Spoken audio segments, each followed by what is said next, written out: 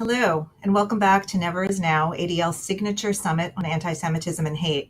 I'm Susan Heller-Pinto, ADL's Senior Director for International Affairs and Director of Middle Eastern Affairs, and I'm so pleased to be moderator for this important discussion today on combating anti-Zionist and anti-Semitic activism in progressive spaces. In an op-ed in the Washington Post, ADL CEO Jonathan Greenblatt wrote, "Right-wing anti-Semitism is the lethal Category 5 hurricane threatening to bring immediate catastrophe. Anti-Semitism on the left, however, is more akin to climate change. Slowly but surely, the temperature is increasing. Often people don't perceive the shift, or they choose to ignore it even in the face of once uncommon storms. But the metaphorical temperature is rising, and the conditions threaten to upend life as we know it." What Jonathan was talking about is the increasing prevalence of anti-Semitic rhetoric and actions directed at Jews within left-wing and progressive spaces, often exhibited through discourse related to Israel and Zionism. Primarily, we have seen this occurring in three often interconnected realms: in social justice movements, on campuses, and in the political sphere. In this next hour, we're going to be delving into these trends, unpacking how to differentiate between criticism of Israel and anti-Jewish bias, how to raise awareness of the real-life impact this has on Jews, and how to effectively respond to anti-Semitism in progressive spaces. I am so privileged to be joined today by three individuals who have grappled really deeply with these issues within their own social, political, and professional communities. For the sake of time, I'm only going to be able to briefly introduce them, but I really encourage you to look at their full bios on the Never Is Now website. First, Lord John Mann, who is the UK government's independent advisor on anti-Semitism and a member of the House of Lords. He has served as a Labour Member of Parliament from 2001 until 2019 and was chair of the All-Party Parliamentary Group Against Anti-Semitism from 2005 until assuming his current role as government advisor. Dr. Sara Yael Hirschhorn is visiting assistant professor of Israel Studies at the Crown Family Center for Jewish and Israel Studies at Northwestern University. She previously held fellowships at the University of Oxford and Brandeis University, and she is currently working on a new book on American Zionism since the Six-Day War. And finally, we have Oren Jacobson, who is a civic entrepreneur, organizer, thought leader, and policy advisor. And he is here today in his capacity as co-founder of Project Shema, which helps Jewish students, lay leaders, board members, and organizations navigate the difficult discussions surrounding Israel and anti-Semitism inside the emerging progressive movement. And just a reminder that we want to hear from you. Please don't forget to ask questions by clicking on the Q&A button on the right of the video. I'm going to start with Lord Mann. Lord Mann, the UK has been publicly and even messily grappling with debates over anti-Zionism and anti-Semitism and progressive politics on the national level for years now. And you yourself have spent your political career within the Labour Party and also as an activist against anti-Semitism. What should we know about the British experience, about lessons learned on dealing with this phenomenon? And both the problem within the Labour Party as well as the steps taken by current party leadership to address it. Well, thank you to the ADL, Susan, for this opportunity to be with you today.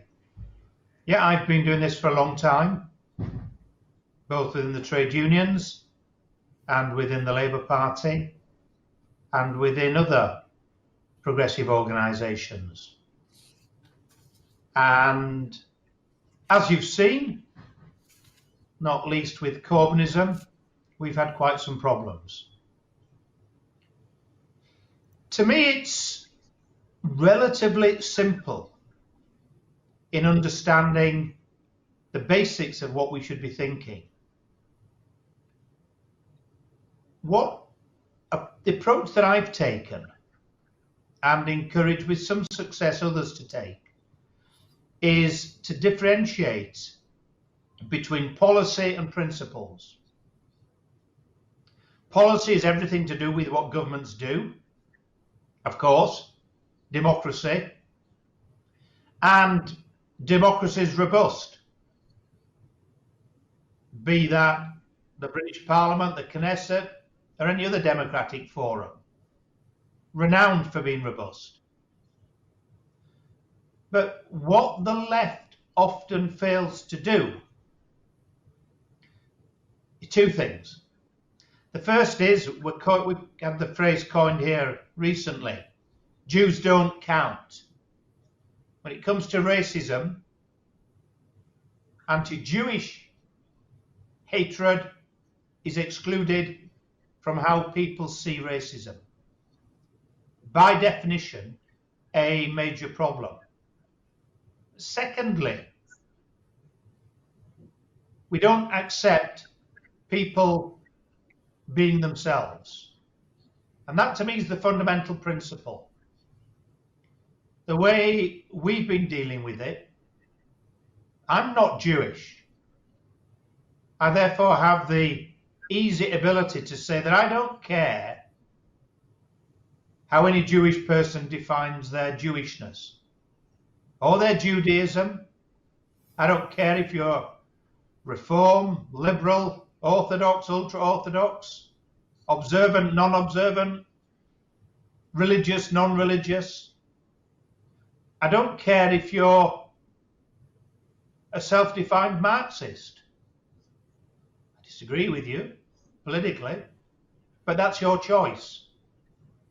In exactly the same way, I don't care if you define yourself as a proud Zionist, as a fundamental part of your identity, of your Jewishness, of who you are. But in my role, there is no ambiguity then. You're entitled to do so, and you're entitled to do so as the vast majority of Jewish people do in the UK. The accurate estimate, I think, is 93% of British Jews define themselves as part of their Jewishness, part of their identity, as being Zionist.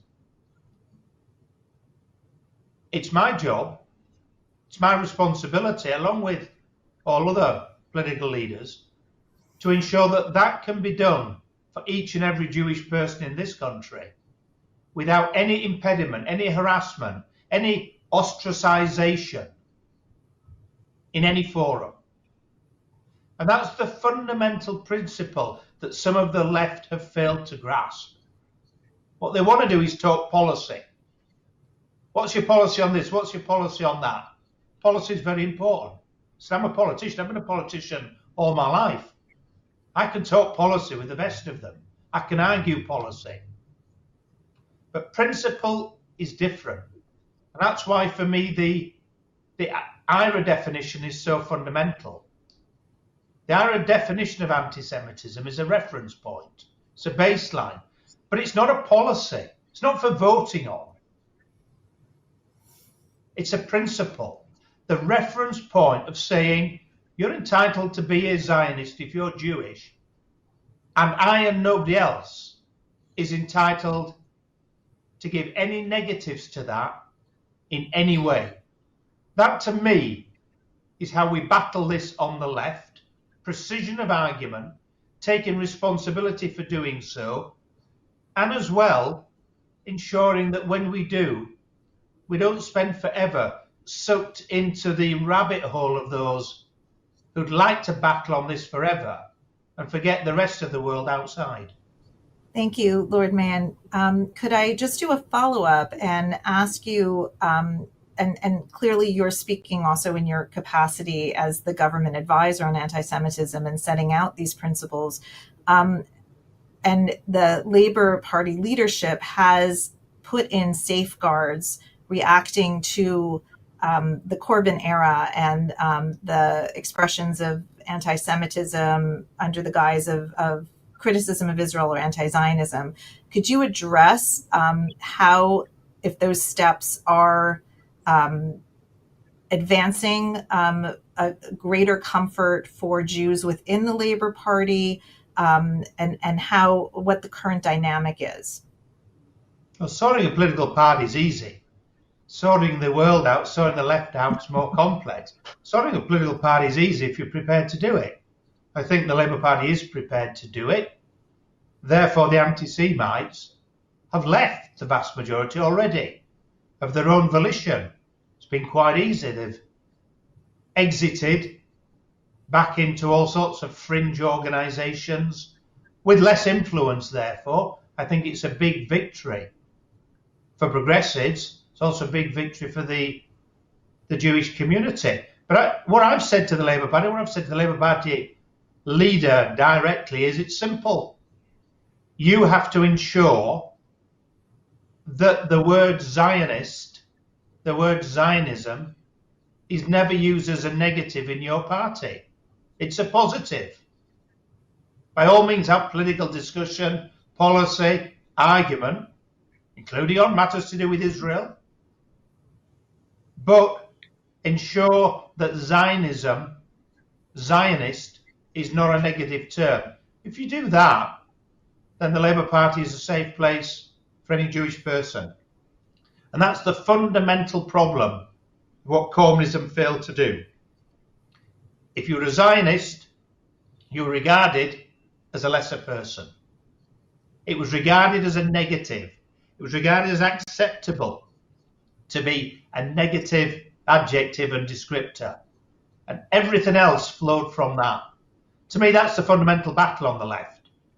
Win that battle on that principle, then a lot more fits into place very straightforwardly. Thank you. Dr. Hirschhorn, Sara, I'm going to turn to you now. More than any other space, we hear a lot of these debates and incidents occurring on campus. And there's a lot of concern within the Jewish community about how these debates impact the campus climate for Jewish students. Just a few weeks ago, ADL and Hillel International released a new survey of Jewish student experiences with anti-Semitism. And one of the results was that 10% reported that they, quote, felt unwelcome in a campus organization because of actual or perceived support for Israel as a Jew. Sara, as someone who is on campus and has experience in the quads, both in the US and the UK, how do these debates and attitudes related to Israel and Zionism play out for students and also for professors? And I'm going to add a second question, which is, campus, we really value on the campus the free exchange of ideas, even very difficult and difficult exchange of ideas and mind-opening. So could you tell us, within these debates on campus, how do you differentiate between expressions or actions that are anti-Israel or pro-Palestinian, and sometimes there are differences, and one that is anti-Semitic? So I think the campus space is often amplified because of the interest of politicians, perhaps in cultivating the next generation of young leaders, and in our broader generational polarization. So many of the debates that happen on campus certainly attract national and perhaps even international attention for these reasons.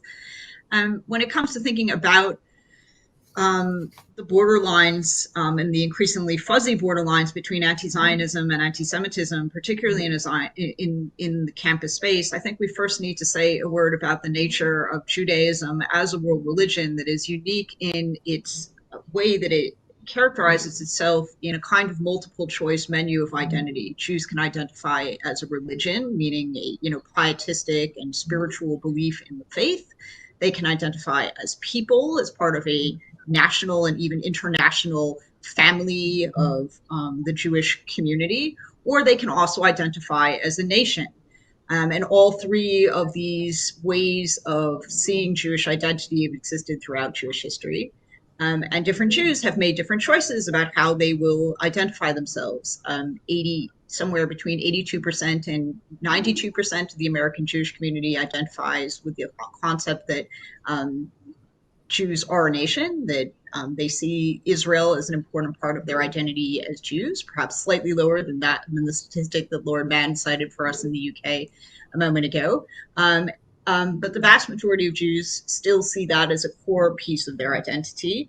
And therefore, that remains the way Jewish students on campus, or the vast majority of Jewish students on campus, even if there are changing demographics amongst the younger generation, would like to identify themselves in a campus space.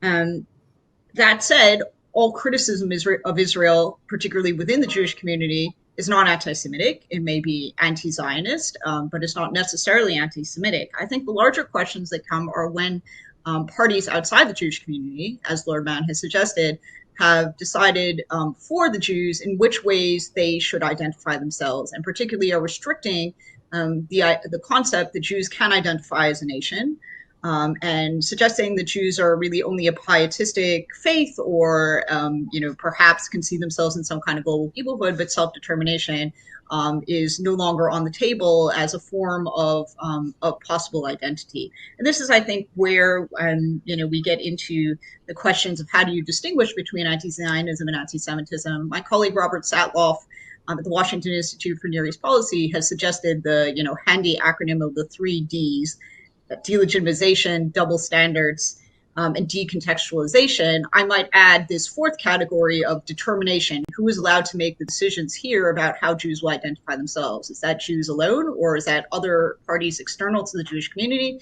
that will define what anti-Semitism is for the Jews, and also decide whether national rights can be part of the Jewish vocabulary?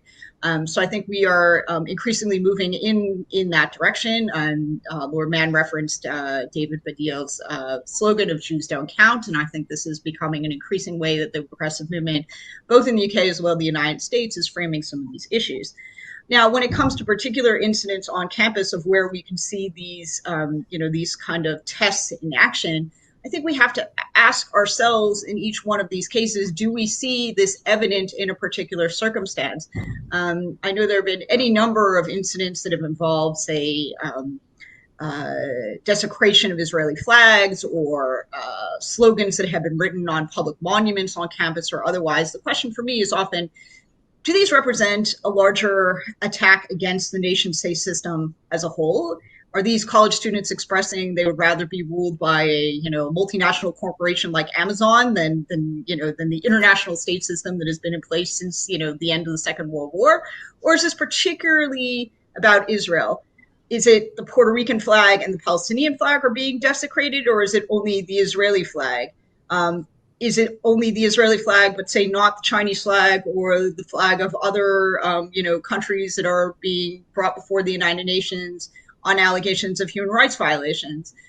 So I think the question you really have to continually ask yourself is, what is this about? Is this about Israel alone, and in what ways?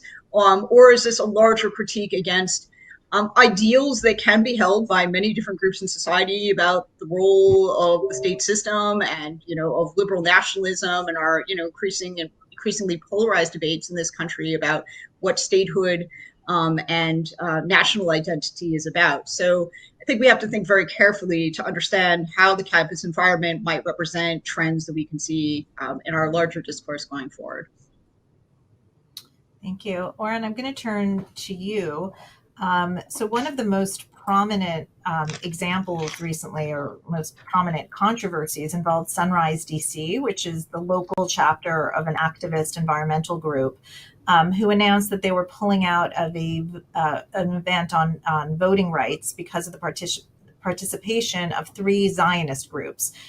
These 3 organizations are prominent Jewish organizations that are deeply engaged in social justice work, and they likely label themselves as liberal Zionists. In the midst of this controversy, the national movement of Sunrise ultimately, and after a few false starts, criticized the anti-Semitic nature of this action. And Sunrise DC ultimately did apologize, but also doubled down on its rejection of Zionism. And you, Oren, wrote a piece in the JTA, an opinion piece in the JTA, and you said that when you heard about Sunrise DC's pronouncement about refusing to participate with the Zionist groups, you, quote, also understood right away that for many people, the anti-Jewish nature of the statement wasn't so obvious. And when moments like this arise, I get texts and calls from progressive peers across the country who ask, is this anti-Semitic? So I'm also going to ask you a 2-part question, which is, when you do get these questions from your peers, what do you say, and how is it heard? How can you make it be heard? And also, what is it about this moment that makes incidents like this, where there is a litmus test for Jewish involvement, or when Jews are excluded from progressive spaces, like we saw Sunrise DC attempt to do, or the Dyke March, why is this more common today? Yeah. Well, the nice thing about that particular piece, which is titled "My Fellow Progressives Always Ask Me If Anti-Zionism is Anti-Semitic," if anybody at home wants to Google it, is I largely wrote what it is that I say to people when we have this conversation. And what I think is really critical to understand as a starting point is that the vast majority of people don't know what the heck Zionism is. They also don't know what anti-Zionism is. In fact, if I take it one more step, if I pull it out one more step, I would say that most people don't actually know what anti-Semitism is or how it works. And they don't actually know what it means to be a Jew for reasons that Lord Mann and Dr. Hirschhorn have sort of already enumerated. So when this question gets asked, I actually don't immediately answer the question. I spend some time with my peers sharing some context first, which is, what does it mean to be a Jew? What is anti-Semitism? How does it work? And within that framework, we can then pivot and look at this specific situation, which this specific situation was explicitly targeting Jews and Jews alone for believing that Israel has the right to exist and saying that these organizations, and ostensibly any Jew who also agrees with that basic premise, which says nothing about any individual or collective opinions about the policies of the Israeli government, are not welcome in these spaces. That is explicitly an attack on Jews for being Jews. So the question then is, what is unique about this moment, which was sort of your second piece? And I think the reality is that this has been moving for a while. It just has started to enter into a more mainstream place over the last several years, right? We can think back to the 70s when Zionism was defined as racism inside of the United Nations or the Durban Conference. But I sort of look at 2016 and the election of Donald Trump as a turning point, not in that he created this. This was here beforehand. But in the aftermath of 2016, inside of the progressive movement in particular, as we searched for answers to understand both what was happening and why, and how to respond collectively to a series of attacks on various communities, it became clear that the broad narrative that sort of dominated these questions was around the role of white supremacy, colonialism, and patriarchy in establishing systems of power in our modern world, as well as systems of oppression in our modern world. And through that lens, as you start to define Jews largely as a white religious community in the American context, that immediately means you start to misdefine who and what Jews are, as well as what anti-Semitism is. So then you take the relationship between President Trump and Prime Minister Netanyahu, and it becomes sort of a mirror and a crystallizing factor that accelerates these frameworks and these ideas from sort of a debate on more of the edges of our spaces into more of the mainstream of our spaces. And so that, I think, is a short but quick explanation of why we are here and what it is that I try to say to people when these types of situations pop up. So each of you touched a little bit on what you think is best practices and how to kind of explain to, I guess, the broader community or to advise Jews who are encountering this, how to talk about their Jewish identity and what this type of exclusion or this type of rhetoric, how it makes them feel personally. So if you would like to expand, I'm opening this up to all of you. If you want to expand on kind of some of the best practices that have kind of worked for you, Oren, if you want to expand on your piece, or Lord Mann or Sara, Dr. Hirschhorn. But additionally, what doesn't work? What has been tried or what have you seen that has been articulated to kind of respond to these trends that really just feed into the problem? Who wants to go first? I'll start with what doesn't work and share a little bit more about what does. We are no longer at a period of time in which what I would call a direct frontal assault on a progressive speaker is going to be successful, politically speaking. You're not going to isolate a progressive, especially not a person of color, a woman of color who says something that we hear as a dog whistle, unless somebody says something obvious and overt. And what I mean by that is, because most people don't know what anti-Semitism is, and they don't know what Zionism is, if the attack isn't overtly, clearly, directly at Jewish people in a way that everybody understands right away, they're talking about Jews, the direct frontal assault won't work, because it expects everybody to have context they don't have. And so when we as a community respond, especially on social media, attacking an individual for a tweet that we see as a dog whistle, whether or not it is or isn't is not the question, it ends up reinforcing this notion that systemic power is coming down on other marginalized communities, in large part because the way the political system responds when a progressive says something problematic versus when a conservative or Republican says something problematic is distinctly different, because there's an incentive for one side of the political aisle to be silent in one case. What I find to be effective is to focus more on education and contextualizing, and not to attack people. That sort of seems self-evident, but yet we don't do it too often. And so when I choose to communicate either privately or publicly, I'm not seeking to belittle or dehumanize or ostracize the individual speaker or group who has said something problematic. I didn't attack the Sunrise Movement DC chapter in anything I said publicly. And rather what I did was try to focus on those who are listening and paying attention, and trying to help them understand what it is that we are hearing and why, because so few people actually understand anti-Semitism, how it works, Jewish history, why we're so concerned, why Israel means so much to us, our connection to the land, all of those things. And so if you start attacking people, they close down right away. And so I try to leverage the fact that I'm part of these spaces and these movements, and I'm deeply committed to that broader social justice work, regardless of your position on this issue, to try and educate folks and explain what we see and why. Lord Mann or Sara, would you like to weigh in on this question? What is effective and what is harmful in terms of responding to these expressions? Well, I'd say what I find effective. Sara, why don't you go first, and then followed by Lord Mann. Okay, thank you.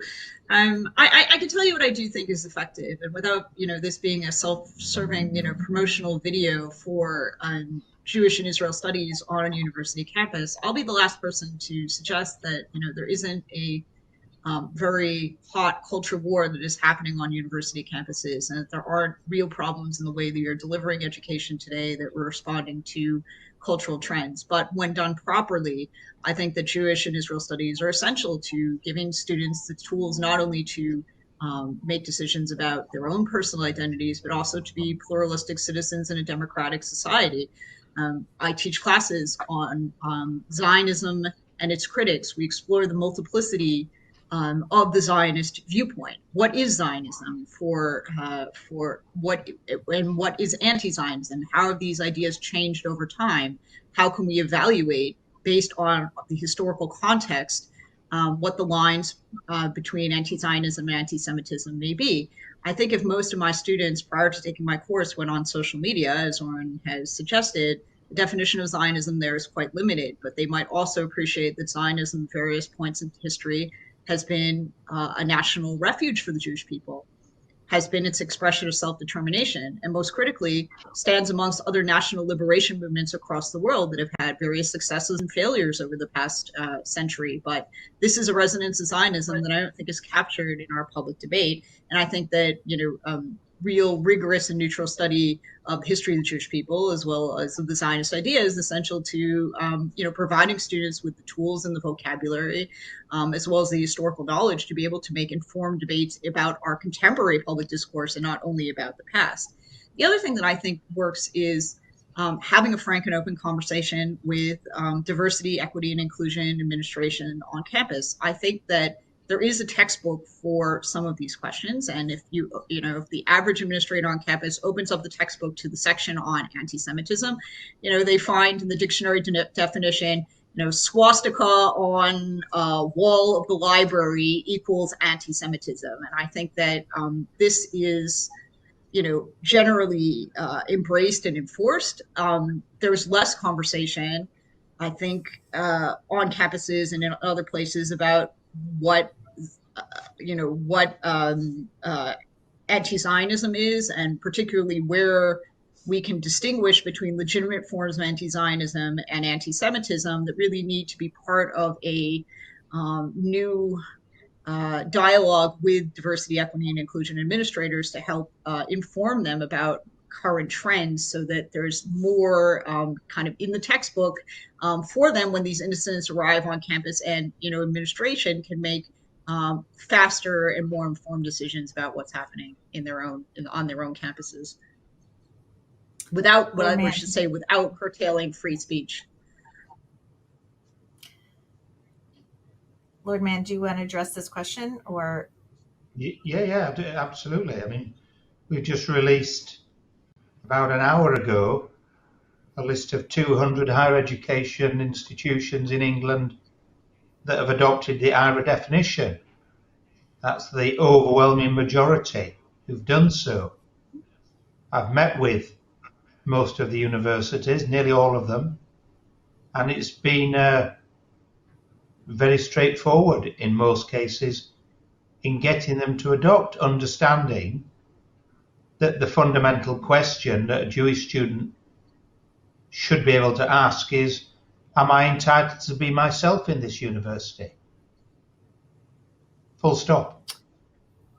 And the answer has to then be yes. And if not, then Oren used the word attack. We let no cases go. I'm quite happy to attack people where they need attacking. I'd use the word challenge. We challenge people.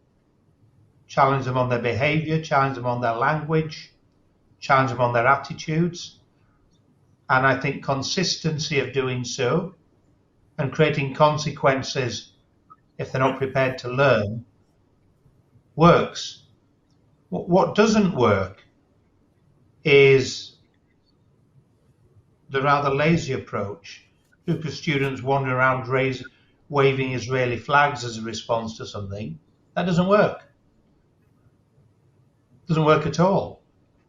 And it's almost a soft cop-out to do something in response, as opposed to be confident in the arguments. The other thing that works is training people in what the arguments are and not leaving, especially young people, to their own devices to try and work out how to put the arguments. And so having that dialogue in the same way you would do in most other spheres, of training people up, is highly effective. And I think we could do far, far more on that. And I think if we did, we'd be far more effective. Lord Mann, I'm going to ask you a follow-up question, because you've referenced the IRA working definition of anti-Semitism a number of times. And one of the big criticisms, both focused on IRA, but also just even the topic that we're speaking about today, is that when Jews use the term anti-Semitism, when there's discourse about Israel and Zionism, the charge of some people, or some people accuse, I will say ADL and probably a lot of members of this panel, of trying to shut down speech that is critical of Israel. So how do you respond to that charge, that labeling some of these expressions as anti-Semitic is really just an effort to squelch criticism of Israel? Very assertively, because there are no such examples that I'm aware of. I can say definitively there are no such examples in the United Kingdom, none. And indeed, those who pose that as an argument are repeatedly challenged to debate on it. And in the last 12 months, none of them have been prepared to debate me at all, because there are no such examples in the United Kingdom. And if you're using the IRA definition accurately, as a working definition, there'll be none. So we're not scared of arguments. We're not trying to shut down free speech of Palestinians or indeed of anybody else. This isn't about freedom of speech. It's about the consequences of a young Jewish person, say, in a university, not being ostracized in any way, not being abused in any way, not being hassled in any way, if they speak up for what they believe in as being Jewish. And when the argument's put in those terms, I've not found any university that's found any reason not to embrace, understandingly embrace the IRA definition. Because it's not about free speech. It's about the basic human right of a young Jewish person to be themselves, which is different to free speech. It's about human rights. And as we've posed that, we've now got Italian football. 2 days' time, we get an Austrian football, German football, English football, have all signed up to using this in work that goes well beyond the Jewish community, well beyond the university and the progressive left environment, and again, equally effective with some great early results, and there'll be very many more. So I think we should be confident in this. And how can you deal with a problem if you don't define it? That's a question I posed of all our universities. Here's a simple definition that doesn't in any way inhibit free speech. And in its use in the United Kingdom, I can say categorically, there are no such examples, and we use it more than any other country in the world. Oren or Sara, would you like to respond from an American perspective? I'd love to jump in on the question of the ERA definition, which is to say that I hope that the next move here, ERA has been a spectacular success. I think there are now over 30 nation states, hundreds of, organizations, including, footballers, everything from footballers to, human rights organizations that have signed on to this definition and otherwise. I hope, though, that as the community grows, who endorse this definition and see the need for this definition, that the next step for Europe might be to have a kind of enforcement arm to the definition. Because one of the failures, I think, now is that if you violate this definition, where is the address that you go to lodge your complaint? Whether that is that you have noted a violation that, is along the lines of what ERA suggests, that someone has participated in anti-Semitic behavior or actions, or, as you said, questions from the community who feel that their free speech has been violated. Where can you take these cases? There is no European Court of Human, there's no equivalent to the European Court of Human Rights or another destination that can adjudicate these cases in ERA. So it's left to local or national government to make the actual determinations in this case. So I think that would be helpful for those from the free speech community in particular who would suggest that ERA, has, in their minds has violated, their abilities to express themselves freely. But I agree with Lord Mann that thus far, I don't think we have any substantive cases where the question has been challenged in a rigorous way, that this has, that this has been an issue. I think it's a question of also using inflammatory terms, to try and silence debate on all sides of our public conversation today. And anti-Semite, lodging the term that you're an anti-Semite as well as lodging other terms is just another way to silence debate. And I'm not sure that it is about the definition of anti-Semitism in particular, or just about various ways that people virtue signal in a conversation that they want to shut down the debate. I don't spend too much time personally on the definitional debate, the IRA debate with my peers, because most of them don't have any clue what it is. But what I'm in particular focused on is something that Lord Mann brought up, which is the distinct difference between having a political opinion or a policy opinion on an issue and then weaponizing that to attack individuals. That's really the thing that I get concerned about, that I'm most focused on. I think we need to do everything we can to protect free speech, because it's only a matter of time before somebody weaponizes the loss of free speech against us. What if somebody decides the word Zionism is now hate speech? Where do we go from there? So the question really for me is fundamentally about whether or not you are attacking, ostracizing, harassing, threatening, pushing out a Jew just because they believe that Israel has the right to exist, which again says nothing about the question of how any of us feel about the Palestinian lived reality. We can all acknowledge and should all acknowledge the harm that this 73 plus year conflict is causing. But that has nothing to do with whether or not I think Israel has the right to exist. And so what is happening is the intentional weaponization of words, to the doctor's point, to demonize individuals and obviously a country. And so when you define Zionism as racism, you define Zionists as racists, as white supremacists, as therefore people to be fundamentally excluded from these spaces. And to me, Lord Mann, you talked about challenging people. Where I am happy to challenge people is on the basic notion that it is progressive to exclude people. We are supposed to include people. It is not progressive to dehumanize people. We are supposed to extend compassion. It is not progressive to erase intergenerational trauma and pain. We are supposed to honor and recognize and consider the way that intergenerational trauma impacts people's lived realities today. And so when the Sunrise Movement did what it did, and then doubled down in the chapter, and particularly doubled down in the way that it did, what it explicitly ended up doing was demonizing the vast majority of Jews on earth, without, by the way, talking about anybody else, because the vast majority of people on earth believe that Israel has a right to exist. But even if you demonize all of earth people, you would still ultimately be engaging in an act of anti-Semitism, because you are using Jews as a weapon to divide.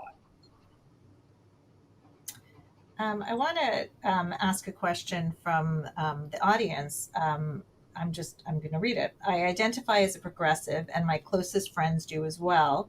I have sought each one out personally and asked for their support to call out anti-Semitism in progressive social media spaces, and have been entirely unsuccessful. How do you get allies? Oren, do you want to take this one first? The social media effort on this is really complicated. So my personal experience up until this point has taught me that a lot of my peers will read what I'm writing and will communicate with me privately, but most of them are unwilling to engage publicly in social media spaces because of how toxic those spaces are, and because they know the moment they do, there will be a full-throated attack on them.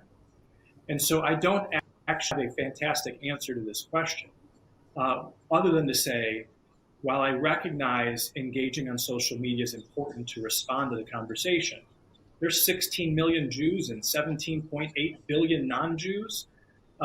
We're not going to win the volume-based fight there. I'm in particular focused, to Lord Mann's point, on how we equip more of our community to engage one-on-one with their friends, with their peers, to help them better understand this. And I think that as we do that, there's an opportunity to also help them build up the strength and willingness to take that challenge on. But right now, especially on social media, that's incredibly difficult. Sara, I want to actually stay on the social media question and go to you, because I think you spent quite a bit of time in one of your previous answers talking about really learning about these issues, learning about what is Zionism and the history of Zionism in an academic space. And yet you're also someone who's really active on social media and have engaged online in a lot of these conversations. So how do you respond to, for example, messaging in the public sphere of anti-Semitism within this progressive space? But how do you also deal with these really complex issues of the conflict, of Zionism, of Israel, with so however many characters you're allowed on Twitter these days?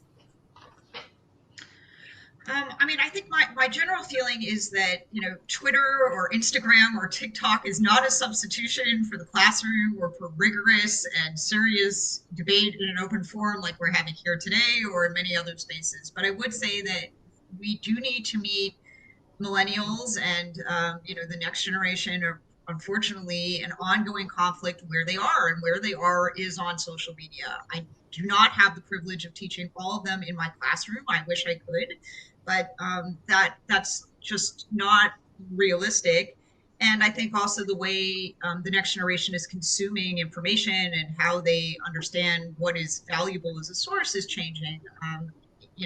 20 years from now, I'm not sure students will be reading 300-page books at university, and maybe more likely that they'll be reading a compendium of tweets for all I know. I think the whole nature of discourse is changing. So we have to meet people where we are. But further, I think that we need to discipline ourselves. If you can't make the argument in 144 characters or less, you can't make the argument at all. We need to be able to express ourselves in whatever media is required in order to reach people and influence the conversation. And because social media in particular is a place that has very little nuance, I would like to see those of us who have the platform and also have the knowledge to share that try to discipline ourselves to be able to communicate with the restrictions of those platforms in order to have impact in these spaces as well, and not really just to cede the social media space to others who either are more fluent in the language of TikTok than I am, or are just deterred by often the hostility and the lack of complexity in these sites and don't want to engage there. Again, not a substitute for other forms of engagement, but one place that we can think about. I did want to though address Oren's question about sort of the private and public in social media spaces as well. I do think we have to think about what the future of allyship looks like on social media. If someone will send you a direct message, but they wouldn't be willing to, express their view publicly. And I'm very discouraged about an allyship that only takes place in private. So I think that also has to be part of the consideration of the social media discussion about who we are standing publicly with and how we express ourselves on that platform, and who will also do so for us. Thank you. With all the people who are tuning in to watch our discussion, there is a group in Germany who's been meeting over the last couple of days under the auspices of German students, under the auspices of ADL and Hillel in Germany. And they've been grappling with a lot of these issues. And I asked for some of their questions. And so what was conveyed to me is one student who's very engaged in a very engaged climate activist, said that during the conflict in May between Israel and Hamas, it made her realize that Jews are not counted in progressive spaces and are perceived as white and privileged. So how do you advise a student who's really deep in these spaces but is almost being discredited? Oren, perhaps you could take that one. Yeah, well, let me start and speak directly to that student and tell you that you're right to feel the way that you feel, and that there are individuals who are erasing you and us and our past, sometimes intentionally and disingenuously, and other times accidentally because they don't fully understand who and what it means to be a Jew. And especially if they're looking at the world through more of a racialized lens and they see us as white, it's easy to push us to the side in these conversations when in fact the color of our skin has never actually been determinant of our safety. Where we present as white, we have been attacked because we are Jews, and where we present as people of color, we have been attacked because we are Jews. And so the thing that I think is most important for you to do individually, especially because you are showing up and doing this work and building these relationships with your peers, is be willing to have conversations, in particular one-on-one, I know it's a lot of work. I do it every day. It's not easy to carry that burden, but I think that's what we have to do, is to sit down and explain to them who we are, what anti-Semitism is, and how anti-Semitism works. If they are genuinely progressives, they will come to recognize, as they get more context, that erasing, excluding, dehumanizing, or pretending that our intergenerational trauma isn't real is unacceptable. Acting as if their perspectives on Jewish lives and Jewish experiences can be understood simply by thinking about their experiences in their lifetime in their country, be it America or anywhere else, is fundamentally inaccurate. It is an act of privilege, to be clear, to act as if what you experience in America over the last several decades or anywhere else in the world is an accurate representation of what Jewish history looks like. And I think that as we have these conversations, again, one-on-one with our peers, and we share that with them and deepen their understanding, there can be space created. And I tell you that knowing that as someone who has shown up in these spaces for the better part of my adult life, that because of these relationships and because they see me out there working on non-Jewish issues with them, that creates space for that dialogue. Would anyone else like to weigh in on that, or shall I get to the next question? No, can I? Because it's a fundamental question, and I'm white, but not all my family are white. I'm white and I'm not Jewish, and yet I've had the most horrendous anti-Semitic abuse targeted at me, including serious violence, people in prison. And so what that tells me is the idea that there is a Jewish privilege is simply factually inaccurate. There isn't. And history shows that very clearly. But my experience of recent years shows that very personally, how it's simply not true. However, what we need to do is provide effective support mechanisms, particularly for young people. And, I'm just organising funding. I won't be speaking, purely funding a big event for young Jewish women to create some mutual support, because what I found is that women are particularly targeted by the anti-Semites. Misogyny and anti-Semitism seem to go together very powerfully on the left, as well as on the right. And so I think support mechanisms are incredibly important, because if people feel disempowered, then people's willingness to speak up is of course diminished. If people feel empowered, and support mechanisms are critical to feeling empowered for any of us, then people are more likely to speak up. And so I think that's fundamental in how we organise. Thank you. I'm going to turn to Dr. Hirschhorn for the last question. Is it possible to be in solidarity with Palestinians or to be critical of Israeli policy without being accused of undermining Jewish nationhood or being anti-Semitic? So how do you provide the space for there to be, an exchange of free exchange of ideas related to Israel, Israeli policies, even harsh criticisms, while staying away from expressions that are anti-Semitic? Well, first, I think that it is very important to hold that space. There is no space unless it is created in our contemporary conversation. It doesn't appear magically.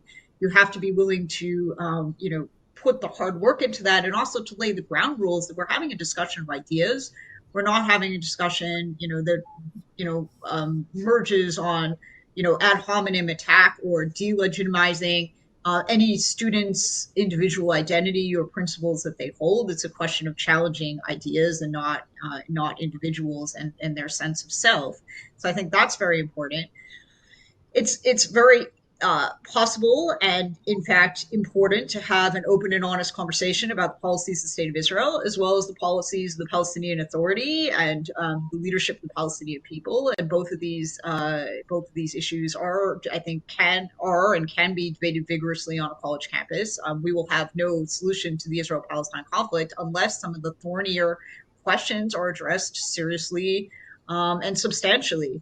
That said, however, I think we also have to recognize that the tenor of the Israel-Palestine conflict is changing, that we are moving from a consensus in the international community on a two-state solution to that which is increasingly favorable to a one-state solution. And what that scenario looks like on the ground will require a lot of unpacking in order to allow for an open and honest conversation about where both Jewish and Palestinian national self-determination will be in that kind of scenario.